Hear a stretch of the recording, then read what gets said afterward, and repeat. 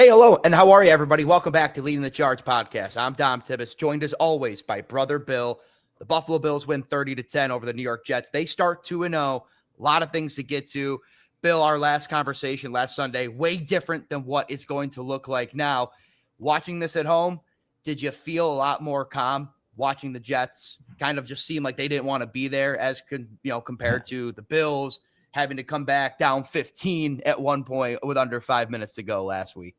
Dude, it was nice to just be able to sit back and relax and watch the game. And, going into the game, because last week the Jets looked pretty good against what I thought is a really good Steelers defense. So I got a little worried going in, but it was pretty fast. You felt like just a sigh of relief, and you could just sit back and enjoy the game and not have to worry too hard or pray for a miracle. The Jets are always frisky against the Bills. And Josh, I think we talked about this a little bit, maybe towards the end of last week's podcast, the Jets give Josh some problems. He hasn't always played his best. And if you look at it from a fantasy football perspective, Josh Allen didn't account for a single touchdown that was scored. So a little bit different than what we're normally seeing. But again, it's one of those things where the Jets offense, I was a little bit surprised too. They put up over, I think, 30 points against the Steelers last week, to your point. And it took basically until garbage time for former Buffalo Bill great Tyrod Taylor to come on in there, lead the team down the field and score a touchdown. Just in terms of, obviously, the offense, Bill, James Cook, for a lot of people who debated on whether or not James Cook deserved that contract this offseason, that him, Brandon Beane, and his agent were all set to work. I think that game is the epitome or the proof of, hey, that's why James Cook was worth this contract, because his dynamic to this offense is something that I don't think a lot of other teams have. There are the Derrick Henrys and the Saquon Barkleys, Christian McCaffreys. They're kind of in a different class of their own still. But James Cook, when he does that stuff, it adds such a dynamic to this offense, takes pressure off Josh. And I think Tony Romo said it during the broadcast, and I was watching a clip of it. You get all that working together, this team's going to be hard to stop. Yeah, I went back to find some good receipts out of me, because I was pounding the table that James Cook was a guy you couldn't let go. I don't know, it gets expensive, and I'm not a cap wizard, so I don't understand if you can pay him or not. But I was very adamant that he's worth the money. One of my tweets was, people forget fast what life was like post-Shady prime James Cook. Some fine RBs, but nothing that made a difference at all. And I stand, he is a difference maker. He's really, really good. And I like Ray Davis. I really like Ty Johnson too. But those guys are good because you have James Cook. If we're just running with Ty Johnson and Ray Davis, not to take anything away from them, but it kind of is similar to probably a Devin Singletary, Zach Moss feeling. Right. Running back room again. Yeah. But you have a difference maker in James Cook who can bust out a huge run, or even just, he runs hard for being the skinniest lower half running back I've seen in a long time. Yeah. He pops people sometimes, and he runs good. He's got good vision. He's shifty. He's fast. I love watching James Cook, and I'm so glad that we kept him. There was the second touchdown he scored, the one where he broke it for 40 plus yards. That was right to us on the sideline. So I had a great view of it. It was one of the better highlights I've shot this season for sure. And, it reminds me, he did this once, and ironically enough, week 2 last year, they played the Dolphins. And I think that was when he had his 3 touchdown game. So week 2, just always bet James Cook now moving forward, because he pops. He had a run against the Dolphins that was really similar to that too, right out of the second half, where it looked like he was bottled up and then he broke free. Same thing to begin the second half, something similar, I think, when they played Detroit last year, and James Cook just breaks this run when it doesn't seem like anything's there. You ever see on Twitter, and I think Sal Capaccio posted this, but it's either him or Elena Getzenberg will post these, the dots when it shows a route tree. If you look at the dots, did you by chance see the James Cook one? And they're all on top of each There was other. 11 Jets. Yeah. The whole defense was on him, and then it just shows his little dot just squeezing right through and runs in for a touchdown and breaks free along the sidelines. Again, I don't think I had a strong take one way or the other on James Cook, but in terms of what money he deserved, because to your point, I'm not a big cap guy. I go to other people for cap. I don't know it that well enough to preach on it.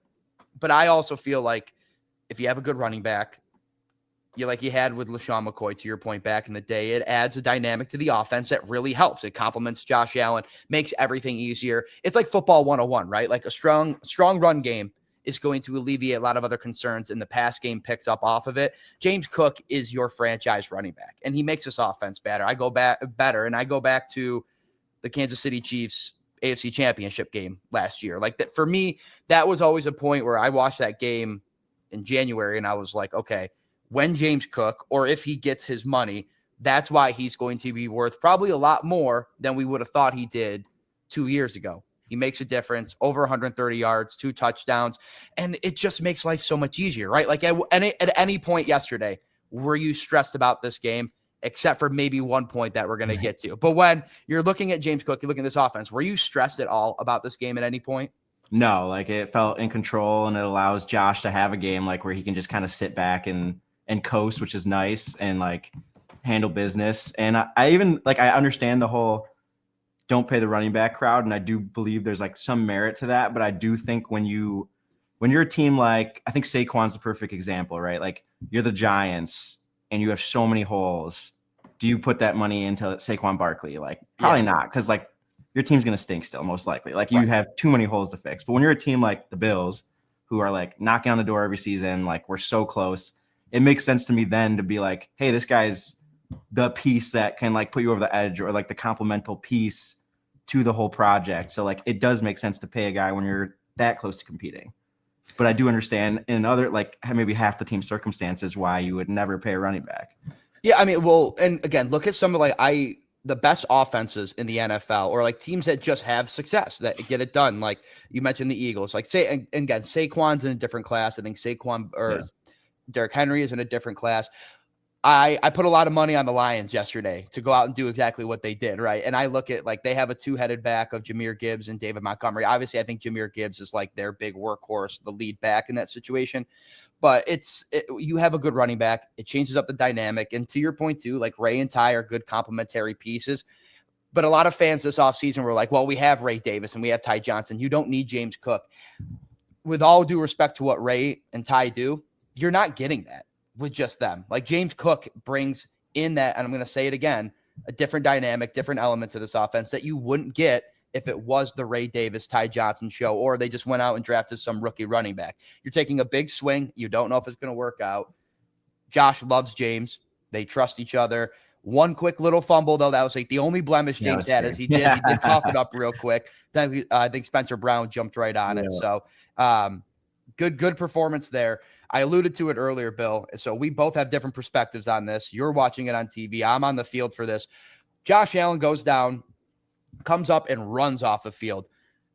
We sprint to the sideline to like this little area where you can like, there's certain like yellow lines. If you're ever like looking on the sideline, there's a yellow line outside of the sideline where the benches are.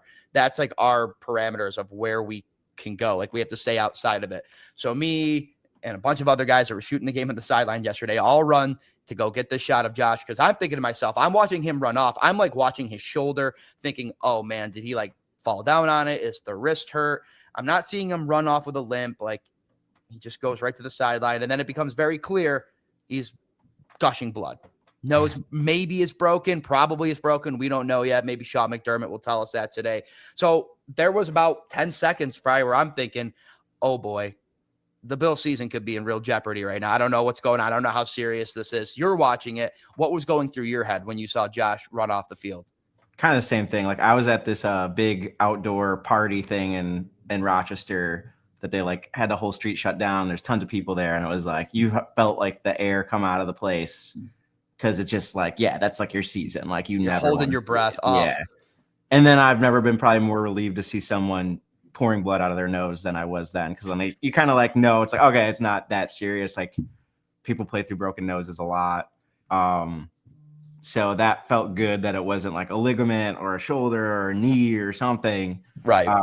So it was pretty fast. Once you saw the blood and like the tissues clogged up his nose, you felt pretty sigh of relief. Like, okay, this isn't so bad. Which shout out to Mitch Trubisky, by the way, too. Like McDermott and Allen both gave him some flowers after. Comes in on a big third down, throws an absolute dot. Yeah. I wasn't even able to see the play until after, because I'm focused on just getting shots of Josh trying to see, make sure that it is just a nose. So shout out to Mr. Trubisky. That was a great play. Give him his flowers there too. Afterwards, you could see like right off the rip in his press conference after the game, the bruising at the top of his nose looks like he just went toe to toe with Ivan Drago. He's going to be fine. I know Josh said he's, I think Matt Bove tweeted it or put it on our Instagram caption is that broken nose is a long way from the heart to like quote like the miracle thing, which is great. That was so funny, but it's true. Like that, Josh Allen gets back out there, relieves all Bills fans of any worry and concern. So nothing I'm sure that we're going to be worried about moving forward, but it was just like when you think of things that separate MVPs, like just immediately getting back out there, it's little things like that. It's why I think Josh Allen is just different and why he's so beloved is like dude gets his helmet back on. One play later, he's running out there and they go down and, ends a half, but it's different. And I think that is a very maybe small thing that gets overlooked a lot, but you don't have to worry about Josh Allen going down with an injury, not necessarily all the time, like knock on wood. Right. And the durability that he has, he was asked about it after the game, like the thing that he always wants to do, start a game, right? Like even week 18 goes to the end of the year. I'm going to go play one game or one snap before Mitch comes in so I get that streak. There's not a lot of quarterbacks that maybe want to go out and do that. But for Josh, that's his thing. He's like, I'm going to be there for the team. I'm going to go out. So for you guys, like as Bills fans, it's got to be great to see and hear this every time. No? Oh, dude, he's the best. Like he's like such a dog for a quarterback. It's so cool to have. And I feel like sometimes you kind of not take it for granted, but you're so used to it at this point. Right. Like some of the things he does and just how tough he is and like the things he pulls off. Like I go back to the Ravens game week 1 where he was kind of scrambling. The linebacker, I think, kind of came to get him and he just flipped the ball to, I don't remember who. Was it to Khalil? Maybe. But he just kind of like flipped it. And I remember like 5 years ago, I'd be like, oh my God. Like, you know what I mean? Yeah. And I remember like having that realization and looking at the people next to me and everyone's just kind of like it's like a golf like crowd. Like we're just so used to like his craziness and like the things he makes seem normal that like you kind of take it not for granted, but you just get so used to it. And that's kind of how it feels. Like as soon as I see Josh gushing blood, I'm like, oh yeah, he'll be back in a play or so. Like It's not even like a mind-blowing thing anymore. You just know that he's that type of guy. He's tough and he's gonna put his body on the line for the Bills like every single chance he gets. I couldn't ever ask him this question in like it'd have to be like kind of off the record and like a personal setting, like at the field house. But like Josh Allen, as we know, big smelling salt guy. The only thing I think he could be really frustrated about that game is the fact that he's probably not able to take a crack of any smelling salts with only one working nostril or maybe no working nostrils. Cause I don't know how his sense of smell or how anything is going on right now. So gritty win for the Buffalo Bills in a sense, just Josh being able to get back out there. To your point, like why Josh Allen and this offense probably so concerned too, Bill, complete 180 on defense, right? Sean McDermott said it after the game. They set the tone, first series, defense comes out, makes a statement, big performance from Joey Bosa. You want him to stay healthy. Those are the things in like late January and hopefully February you're going to see from Joey Bosa. But Brandon Beane makes this big deal, $12 million, a one-year deal for this veteran edge rusher to come in and starts doing those things. What a performance from him too. You're watching this unfold. It's got to be like the first year, right? That like Von Miller came in and the edge presence of Joey Bosa. How welcoming is that going to be for this team? It's got to just for somebody who's watching this and seemingly like those series that he had in like the third quarter where he was just freely getting to the quarterback. I was like, God damn, let Joey Bosa cook. Let him eat, son. Yeah, dude, he looked really good. He looks fast. I think when they signed him, it was like that, like he's been hurt so much that you're just expecting it, and you're coming off Von, which gives you a little bad taste in your mouth. Yeah. But it's been awesome to see him like whipping around. I know he's sometimes a little overzealous. Like week 1, he was definitely like overplaying some things, but it's impressive to see how frequently he's getting back there, even if it's like, I guess not the right thing. It's kind of like Jerry Hughes-esque where like just no semblance of like setting the edge, just get quarterback. Yeah. And, like you kind of need that. Like, and I'm sure once we get like Hoyt, is it Hoyt? Is that how you pronounce it? Or Michael Hoyt? Yeah. Yeah. Like I'm sure that's going to help. Like Ogunjobi's going to help. So that's exciting too, that like our D line is really a work in progress right now, but Joey's been looking great. And I can only imagine it getting better when everyone's like unsuspended. Right. I think there's like, to your point, there's like that technical aspect of football, like, oh, defensive end has to set the edge, like has to contain the quarterback. I think Greg Rousseau does that a lot. Yeah. Like he's very good at that. So, and part of me is like, and this is the very simpleton football take. I'm kind of like, yeah, just let Joey Bosa fly free. Yeah. Just let him go, keep him healthy, let him fly free because it's a difference maker. Like he forces that fumble yesterday too, which was another big play. Bills come away with 3 points and turn out of that too. But those are the type of plays. Those are the type of playmakers that, for the Bills' sake, for as many years as they've been knocking on the door that they can't get it done, those are the plays and the guys that finally can turn the tide when it becomes more serious in, again, late December, January, February.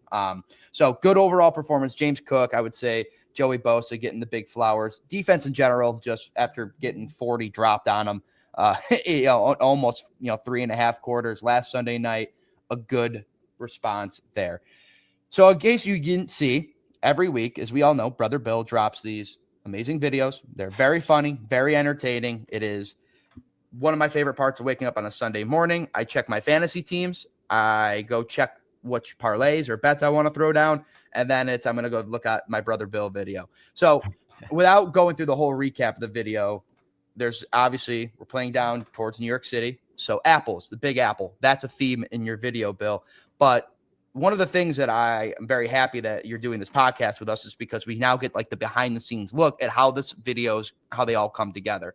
But there was a debacle with the big apple that you brought in.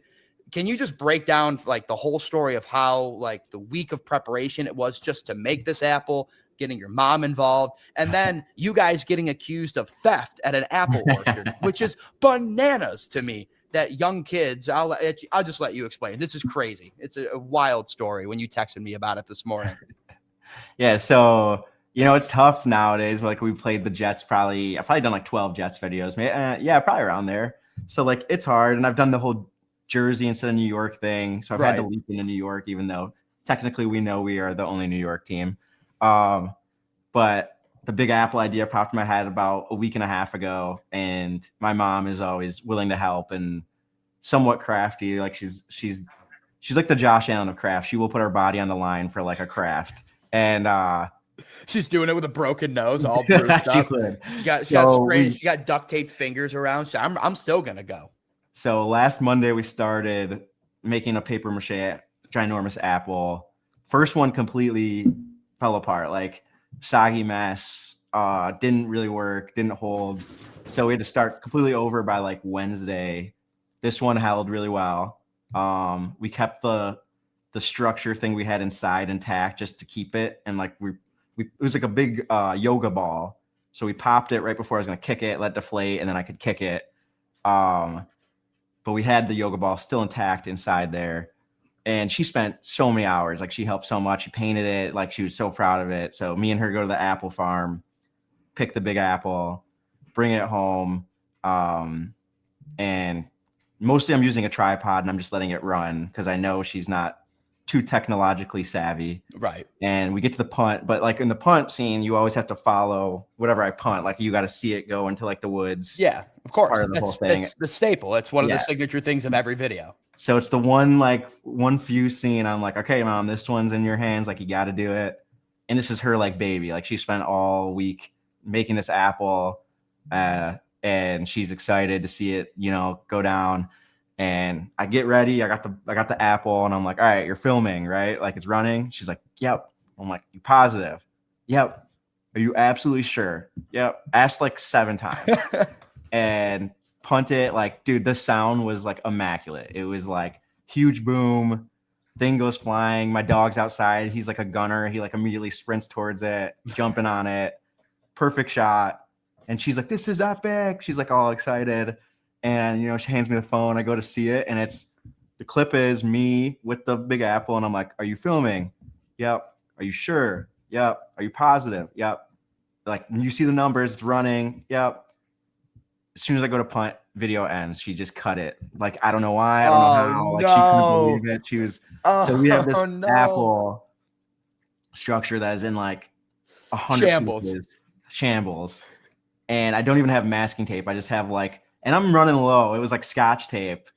And I'm sitting there. It was like Humpty Dumpty, dude. We're like trying to like craft it back into the shape, like tape. I literally used the last thing of tape on the last piece we needed. Like it was like the perfect amount of tape. We got it somewhat together, kicked it again. You wouldn't know. Like if me and my mom were there for the first punt and we know how like beautiful it was and how loud and how good it was. So for us, it was kind of sad, but like anyone who else watched it, like you didn't know any better. You thought it was a great punt. It was still a good punt. But that first punt was like chef's kiss, perfect. But like, so we're at the apple farm. There's kids everywhere picking apples, having family fun. And like, I'm over here with this like ginormous apple in full Bills garb, doing all this wacky stuff. And when you leave the apple farm, you have to have your trunk open because I want to make sure there's no like apple smugglers. Yeah, of course. So like I did get some apples to support because they helped me out. They let me film there. So I had like a big bag of apples, and then I had my big apple in my trunk, and I'm like loading it in, and I'm about to get in the car, and there's like a pack of like 6 to 7 year olds, I'd say, with their moms, and they're like pointing at me and like, he's taking the big apple. He's getting away with the big apple, like yelling at me. And I'm like, it's my big apple. Like, no, like it's mine. And they were like so concerned that I was like, I don't know if they thought it was a real big apple or if I stole the big apple, but it was funny just to kind of like fend off these good Samaritans, I guess, really. They were trying to hold me accountable. Listen, I always, if you are that kind of person, I have always wondered, it's like apple farms, pumpkin patches, like those like farm stands on the side of roads. Like you really, unfortunately, you see like the videos of people who just like steal and aren't like good Samaritans and just go right off. But the lack of security can be concerning. So shout out these kids trying to better the lives of Americans everywhere. It's like, hey, that looks like a real apple. Actually, honestly, you should have told your mom. How good is that of her skills where it looked like a real apple, which, by the way, is a crazy thought to think of, that somebody's like, wow, this guy is stealing what probably is a 65-pound apple. Shout out to your mom for making it look good, because those 6-year-olds had no idea. It was authentic. That was a really good apple. It was probably, those are like the apples that you use for like apple pies. Like if you ever go like the ginormous ones, or I always remember going like my parents, I'm like, oh, we're going to eat this one. And my mom would be like, no, those are just for pies. They actually don't really taste that good. They're too big, but they're for the apple pies. So that's just the behind the scene madness of all these videos. Make sure every game day drop one. You had a short week too, Brother Bill. So here we are. We have a Thursday night game coming up. Brother Bill's got to have a whole new video on top of his work schedule. The grind never stops. Week 3. Get ready. Probably special podcast coming out too as we get ready for that one. More details on that to come. Final segment we'll get into before we let everybody go here on this Victory Monday, Bill. You and I both saw this really funny video. So I think it was there's a couple Instagram accounts that collaborated on this, but I think the main one was the Buffalo Breakdown. So I want to make sure I give them their flowers for this really funny idea, which basically they had a picture of a bunch of different Bills players and listed like what job they would be doing if they weren't a Buffalo Bill. And I thought to myself, this would be funny. Let's see what we can come up with. 2 creative guys, Brother Bill and I. So to wrap it up here, we're going to do the lead in the charge. What would the Bills players be doing if they weren't playing football? I'll start it. We'll go right to the top. Reigning MVP, Josh Allen. What I think he'd be doing. So easy to be like, oh, farmer. He'd be owning a farm company, tractors. No. To me, he's a real estate agent that has billboards everywhere. And his slogan is, I will get my clients their forever home. Josh Allen's a real estate agent for me. I could see Josh as like a firefighter, like saving a cat from a tree. Yeah. Like, like just taking care of people, putting out a fire, like a one man, like running into a building, coming out with like 6 orphans. Like that's Josh Allen's vibe for sure. Dude, that's I was thinking firefighter was in the back of my head for Josh Allen too. So that's all right. We have Josh Allen. Next one, Deion Dawkins. Do you have one for them? You go first. Let me think. All right. I'll cook. So what I have here is Deion Dawkins is an owner of a large fleet of ice cream trucks, but the trick is that the music isn't the traditional like ice cream music. It's the tune of Do You Chang Hang Low by Jibs. That's a good one. Deion Dawkins to me, I feel like it's kind of a cop out. I feel like doing this, but like a snowplow man. Like it's gotta be snow related in some Oh, sense. Like that's good. snowplow guy. Maybe I think he used to be a shoveler as a high schooler. I think I've heard him tell that story. So I see him just as like a snow removal type of dude. Maybe he owns a Christmas tree farm, something like that. Yeah, he's got his big 350 truck, and he's just out Yeah. there. Like he's like with private contractors. Like, hey, I'm gonna hit before he goes to like work or whatever. He's just hitting driveways all across Orchard Park from like 6 a.m. to like noon every single day when the snow comes. Dawson Knox for me. I was looking for something more creative. He's a youth minister. That's because next on our list, that was kind of my idea, actually. So that's funny. I would say Dawson Knox. Oh, I just had it in my head. I think he's a painter. Like he's got a little bit Bob Ross vibes to him. Like, yeah, just like maybe he owns like one of those like painting with a twist studios where like you drink some wine and you just paint and he's like your instructor.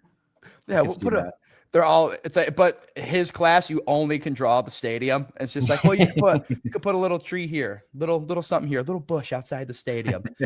Staying in the tight end room, Dalton Kincaid, the Buffalo Breakdown guys. This was one of my favorite ones they did. So I'm gonna mimic it a little bit. He is working for his dad, but he runs his dad's sanitation business. I was gonna say something along youth minister for him. Honestly, I see him in like a black pants, button down, bow tie, maybe he's going door to door trying to spread the word of whatever he's following. Yeah, spread the word of Jesus Christ, Latter-day Saints, or the people who are always there on a bright and early on a Saturday morning just to really set the tone for the weekend. Joey Bosa. I got iron worker who cannot wait to retire. I was gonna say something in construction too, so I feel like we're on the same wavelength. James Cook, quiet guy, easy for me. He's an assistant librarian. Wow, that is actually really good. I was saying I always think of him now as that meme or that picture of him with like the beanie with like the sunglasses.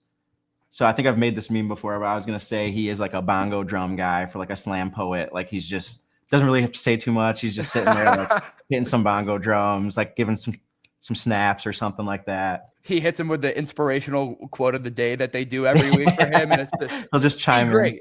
Yeah. All right, Spencer Brown. He's a bouncer / security at the local college bar that is favorable towards fake IDs, but this is really long. But when the liquor board is in town, you're screwed. You are not getting into that bar. He will uphold the laws when the liquor board is in town. I don't think I can top that one. I had something like a mechanical bull instructor or something like that, but that's good though. All right. So one of the names you sent me, which I'm curious to know yours, Ty Johnson was a tough one for me, but I just see him. He's a trucker, like a long haul trucker, loves cross country road trips, has done the highway in Alaska, like the icy highway, was almost on the Ice Road Trucker show. That's what I got for Ty Johnson.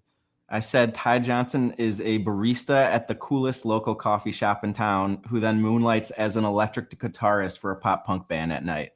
Dude, that's so good. I mean, he fits the persona of the pop punk guitarist for sure. But I heard he can whip up a mean espresso. I'm going to have to ask him that.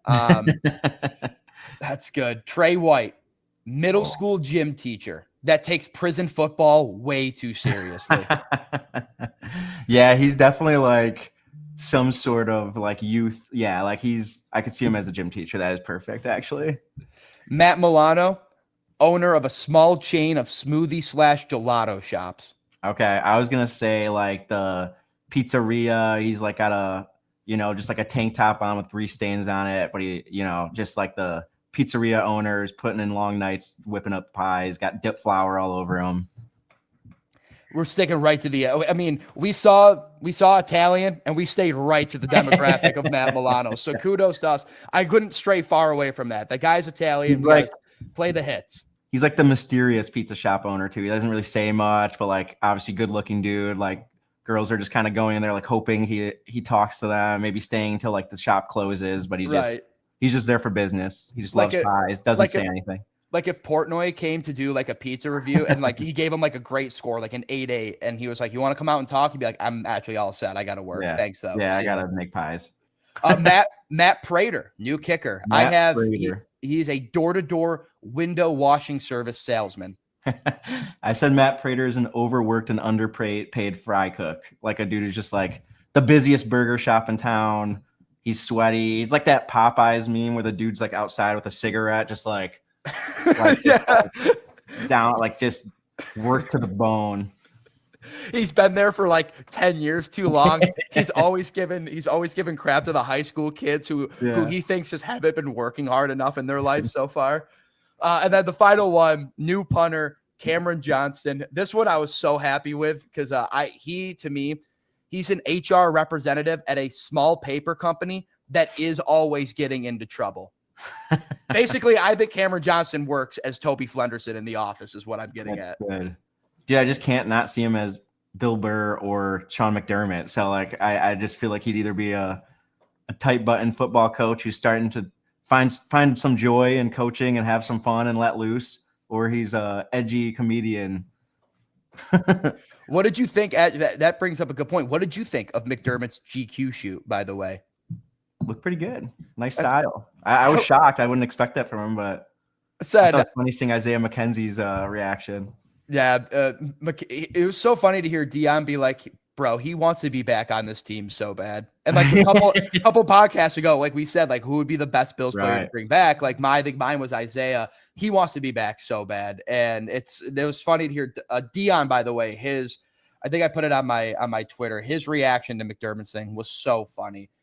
Him being like, "And this is McDermott. She's happy too." Like I was rolling. That was the funniest thing. So if Cameron Johnston has the ability to do the funniest thing ever, and if he could mimic that photo shoot, gold. Great Halloween costume. Yeah, sign him to a long-term extension. Ooh, good Halloween costume coming up in about a month and a half-ish. Yeah, we still got some time. We'll figure that out. All right, there it is. That was good. I like that. Good segment, Brother Bill. Appreciate you. So coming up, short week for the Bills. Thursday night against the Miami Dolphins at home. It is on 7 ABC, WKBW. So we'll have a full pregame show, full postgame show. You're going to see Brother Bill and I back again, probably another podcast too, to kind of preview the Dolphins game ahead of it. So a lot of fun there too. Bill, any parting words or thoughts you want to share before we wrap this one up? No, just a good, easy week. You know, hopefully it's another one. We have like a mini bye week before the real bye week. If we take care of business, feel good, and get like, 10 days rest or something like that? Yeah, that's usually what it is after like that long weekend or whatever it is. So they'll have, from Friday through Sunday off basically before they, go back and prepare for the next game. I don't want to get any ammo, but like Dolphins don't look good. So that's fun. I like watching that. I don't want to say that. I get your reasoning. For this very early sample for the first 2 weeks, the Bills might have the division locked up by the end of November again. That's a realistic possibility because the AFC East, I thought the Patriots would be a little scarier. Like not really seeing it yet. I think they're still developing. The Dolphins lost, the Jets lost. So not getting ahead of ourselves. Still a lot more games to be played. Thursday night, it could all change. The Bills are subject always to losing a game where they shouldn't. That could be Thursday night. Who knows? It's a short week for them and the Dolphins too. So we'll be back sometime this week to talk more. But for now, this has been the Leading the Charge podcast for Brother Bill. I'm Dom Tibbetts. Talk to you guys soon.